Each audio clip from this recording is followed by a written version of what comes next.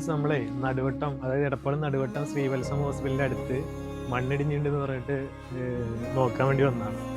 അപ്പോൾ ഇതാണ് ആ റോഡ്. നമ്മൾ ശ്രീവത്സം ഹോസ്പിറ്റലിൻ്റെ കഴിഞ്ഞിട്ടുള്ള ഇറക്കമുണ്ടല്ലോ, അവിടുന്ന് ലെഫ്റ്റ് വന്നു കഴിഞ്ഞാലാണ് ഇത്.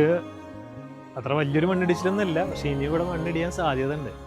അതായത് കുറച്ച് വീടുകളിലേക്കുള്ള വഴിയൊക്കെ ബ്ലോക്കായിട്ടാണ് മണ്ണിടിച്ചിലുണ്ടായിട്ടുള്ളത്. അപ്പോൾ ഇനിയും മണ്ണിടിയാനുള്ള സാധ്യത ഉണ്ട്.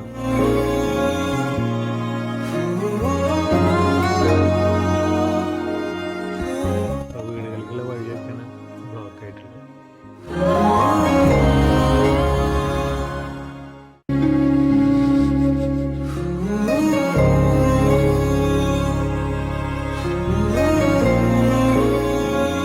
അപ്പോൾ ഈ സ്ഥലം വരുന്നത് എടപ്പാൾ നടുവട്ടത്ത്